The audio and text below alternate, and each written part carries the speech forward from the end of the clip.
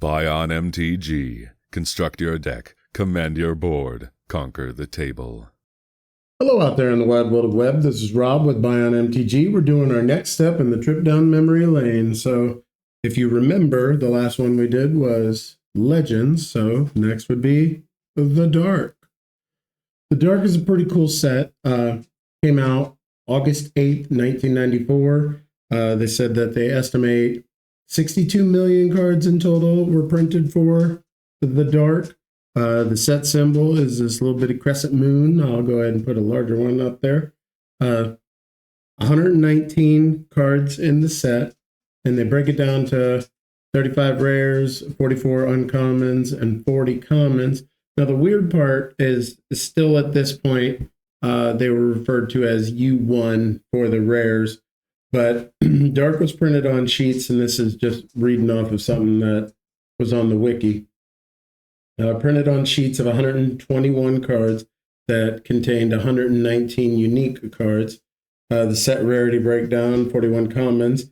So that is 1 at C1 and a 40 at C3. So taking that into consideration, a C1 really at that point in the game, it would have been the same as an uncommon. And then the 78 uncommons. So 35 at U1. Like I said, the U1s were considered the rares, and 43 at U2. So if you think about the breakdown, the 43 at U2 showed up about the same amount of times as the common at C1. So about the same thing. So I'm just going to get into this one. It's pretty cool, because for me personally, this set came out, I had mentioned earlier, Legends was on the shelf and Revised was on the shelf when I started playing.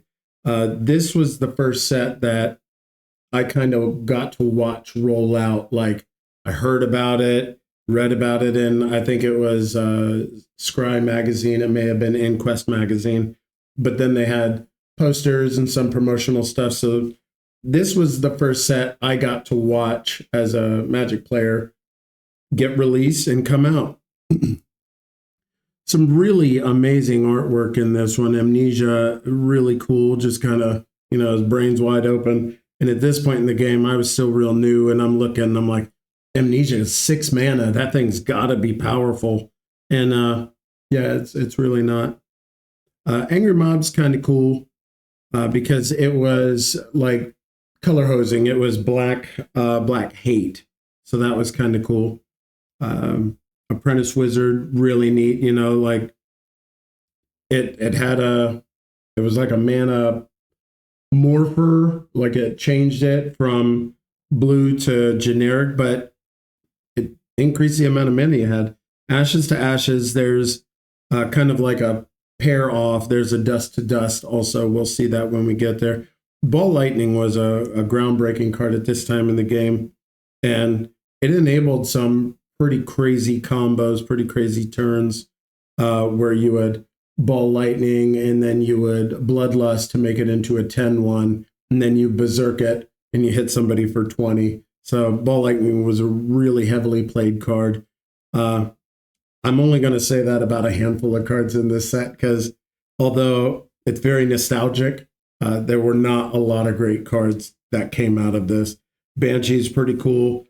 Barrel's Cage is really neat artwork, but can't skip this elephant in the room. Blood Moon, man, that card, so good and still sees play today.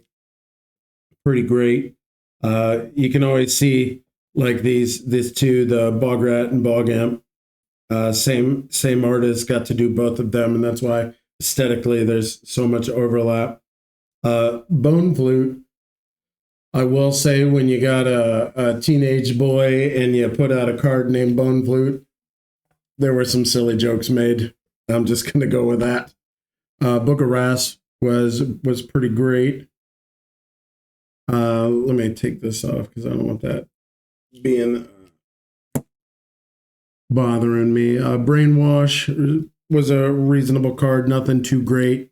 Brothers of Fire. There's a Sisters of Flame. So you got brothers and sisters in this set, which was pretty weird as a creature type. I'm glad they went through and fixed a lot of this because, like, the creature type cave people being cave people, and there's a ton of them like that. Like Exorcist is an exorcist, and just all through it, you had a pretty generic or what felt like lazy creature naming conventions. Carnivorous plant, beautiful Quentin Hoover artwork. Cave people, I'm a big fan of Drew Tucker's artwork. It looks pretty great. City of Shadows. So the basic premise of this story arc is post the Brothers' War and just prior to the Ice Age. So post Brothers' War, the Silex blast goes off, and it blocked out the sun, and that caused the dark. So it was like a darkness or the dark, a period of time that took place. And with that, there was a huge rival or uprising against magic users. And they started the City of Shadows is like where a lot of the push came from. And the magic users at that time, and there's a card we'll get to later called Safe Haven. That's kind of, I guess, story arc wise where they ran to. Curse Artifact was kind of cool because Black didn't really have much artifact hate. It did have the one, I'll pop it up from Antiquities, but not a whole heck of a lot when it came to artifact hate from Black. Dance of Many just gave us another clone effect, which was really cool. Dark Heart of the Woods is the first time for a lot of different things. One, it was the first gold border that wasn't a creature. Secondly, it was the first gold border that wasn't an uncommon or a rare. And third, it had enemy color pair on there, which was kind of cool. So, you know, when you're looking at the back of the Magic card, and I'll pop it up, but you have like, I might grab one out real quick. So you got the back of the Magic card, you got white, and it's next to blue and green. That means those are friend colors. Black is next to blue and red, so they're friend colors. But if you look across, like black is across from white or across from green, that means they're enemy colors.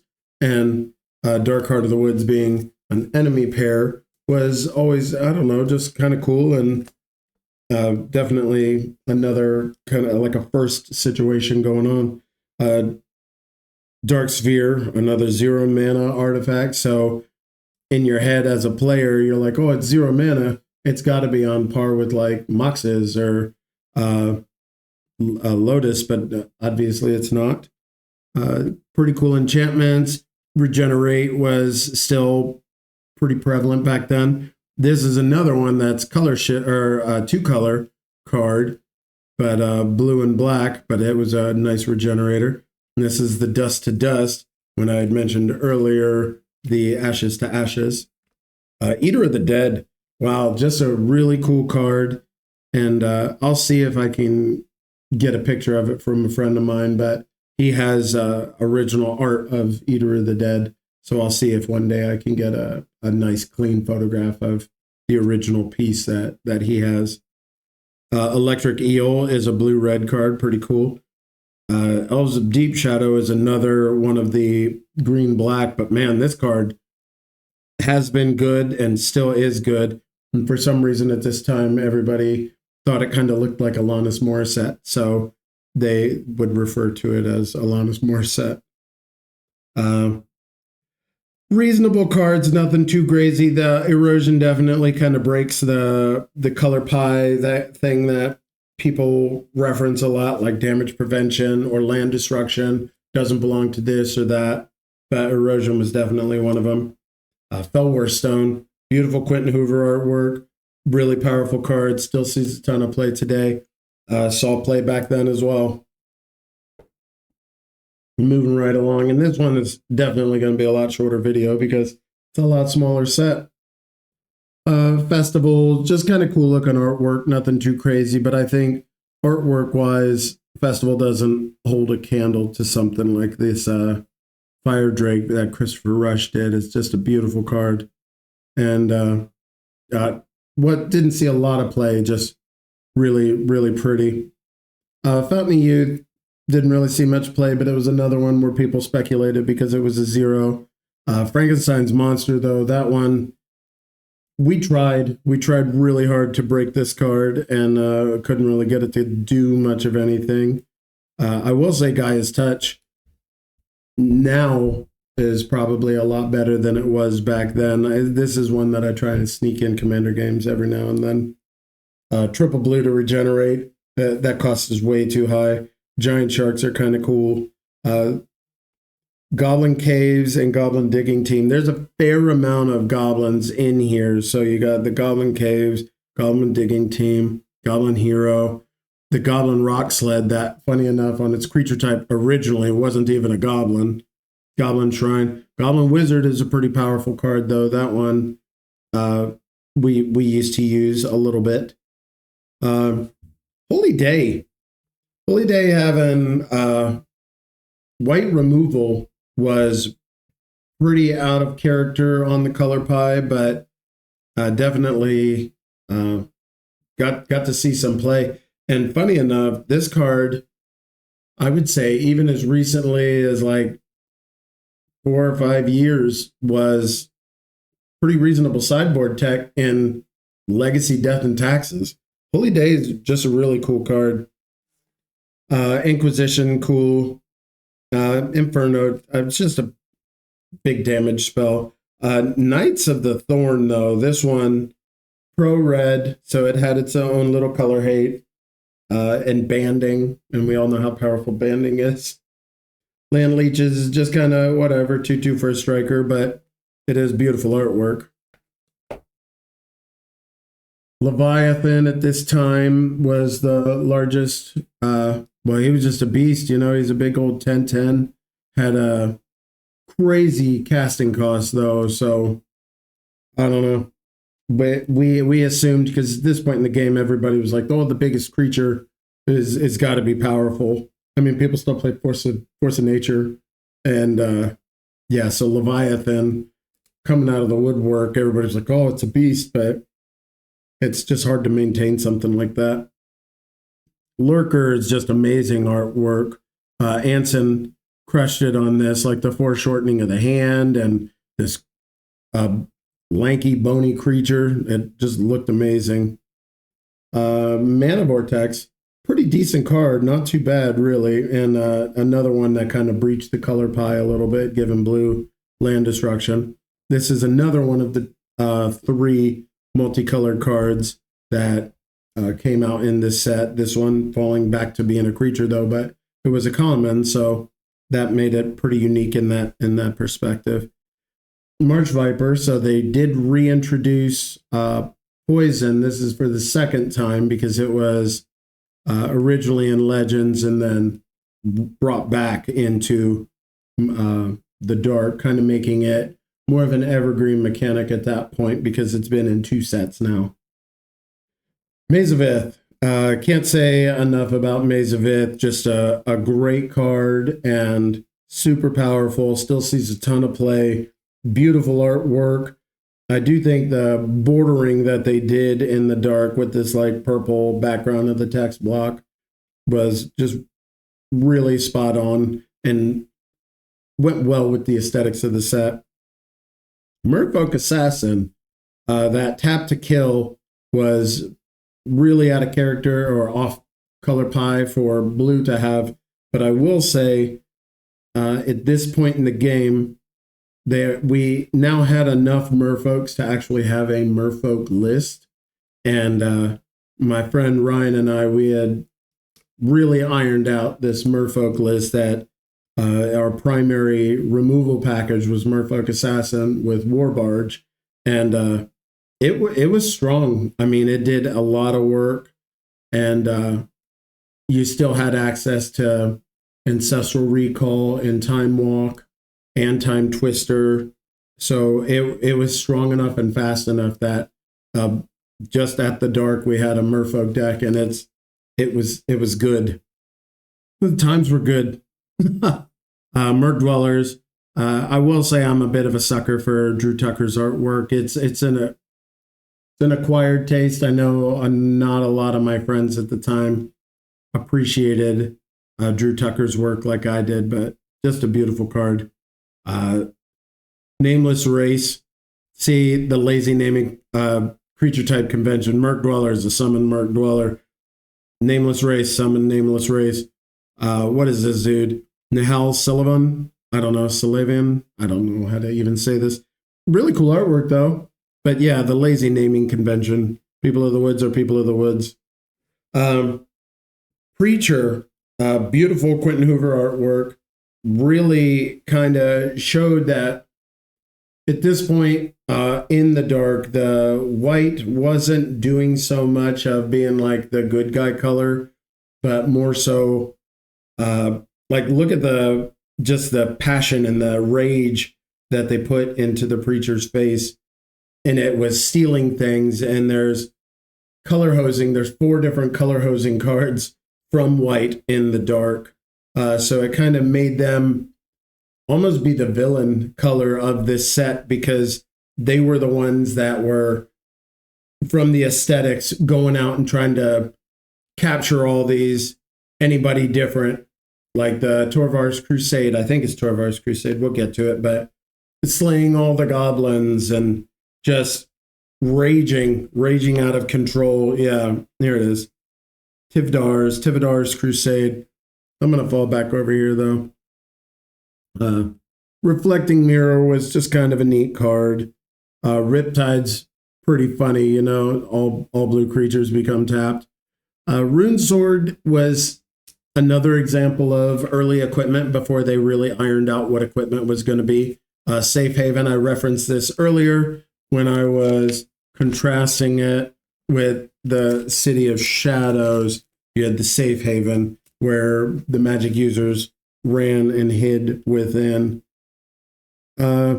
Not really played at all. This one did see a little bit of play where there was a couple of people trying to break goblin decks, and just a multicolor goblin. So you give it a go, right? The reason that this one over the other goblin, though, is because for a little while people were trying to use Gauntlet of Might, and it made creatures that were red larger as well. And although we know from this rule set in the game, this is obviously red and green. It's got the color pips on it, but that's the only thing in his text box. Counts as red and green. Season of Witch, a really cool card that saw a little bit of play, not a ton. Well, Hit Sorrow's Path, probably the worst card in this set, so that's cool. Debatably one of the worst cards ever printed, but I think there's way worse. But yeah, this one definitely received a lot of hate from day 0. Squire didn't really see any play, no Standing Stone stuff. I didn't see anybody trying to break Stone Calendar that much. Sunken City, a little bit of playtest stuff. Played it a little bit in the Merfolk list. It didn't really completely iron out because it just steady absorbing your mana wasn't really worth it in the long run. Tormund's Crypt, though, if you recall when I was doing the Antiquities set review, I was talking about how in our big multiplayer games, we all played a ton of Felden's Canes, and it was because that's one of the actual causes of concern is that you'd run out of cards. So people ran a lot of Tormund's Crypt stuff to try and shut down individuals within the multiplayer game. And then you started copying this goofy thing so you could empty out everybody's graveyard. That was pretty fun. Tower didn't really see any kind of play. We're going to pretend that we're not looking at Fallen Empires because we're not going to cover that one today.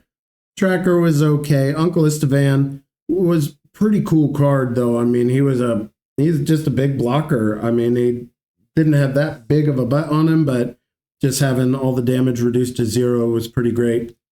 Venom was a lot of fun because at this point, people were still legitimately running lore with Cockatrice or lore with Thicket Basculus. So this allowed you to make any creature into a Thicket Basculus or a Cockatrice.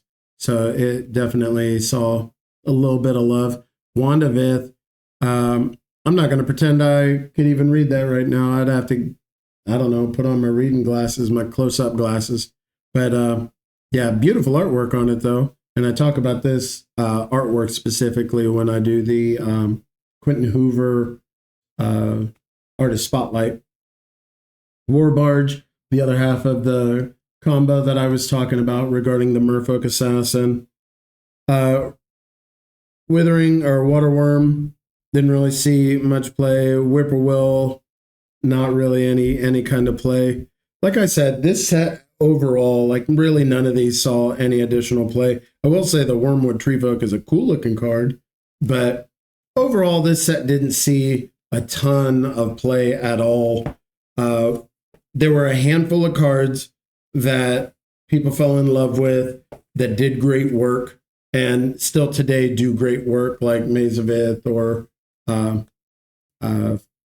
Felwar Stone, Blood Moon, but a large majority of these cards didn't see the same kind of play in 94 that like Arabian Nights did. Arabian Nights was still very prevalent and dominating the tournament scene, just with the undercosted at that time, like Serendib Ifrits, were just doing so much work. It was really hard to compete against something like that. And funny enough, even though I said I wouldn't talk about it, we showed for a second. Fallen Empires, I think, sculpted more of the landscape than the Dark did, even though Fallen Empires gets people blast on it pretty bad, but there's some actual really good cards in Fallen Empires that at that time made a huge difference. I like to try and show, if I do happen to have at least one sealed pack, 8 cards in the booster, and it's this cool looking purple. Yeah, I'd try to pick up a pack. This one got a little bit more damage to it, but came from a reputable source, and the edges aren't super beat up like where you would actually try to see through it. It just has this weird line down there. But overall, the Dark was a lot of fun because for me, it was the first set that launched that while I was actively playing and wasn't completely oblivious to all the other stuff going on in Magic. So it was the first set for me that as it was coming out, as we were opening packs, we were actively brewing. So I knew enough about Magic to read, and I'm like, oh, Marsh Vipers, there's another poison counter. Do we have enough to make a poison counter deck? And Merfolk Assassin with the War Barge, when I think it was my third or fourth pack in total open of the Dark that I had that combo, and I was like, this is it. So that was when Ryan and I got to brewing. But yeah, just a ton of great cards. My Theft deck got a little bit stronger, so it wasn't just the one from what is her name? The Bant. I'll pop it up. The one from Legends, an Old Man of the Sea. Now we had another creature that could steal people's stuff on top of the Steel Artifact, and all the and control creature, whatever it is, control magic. But yeah, it gave the Theft idea a little bit more wheels, and overall, it was just a ton of fun and really good times. Even though it was a real small set, we were able to put it together quick. And I mean, we used to do the player set, so we'd try and do 4 of, so our binders were like play sets of everything. And with me only really playing Commander now is why I only keep 1 of each set now. But overall, loved the Dark, and sunk its hooks into me and kept me in Magic for a very long time. Top to bottom, though, today is election day, so I hope you all got your ballots knocked out. And I hope you all had a great day, and I hope the rest of your week goes awesome. I'm Rob. This is Bion MTG. Good luck and have fun. Thank you for watching. Please like, subscribe, and comment down below.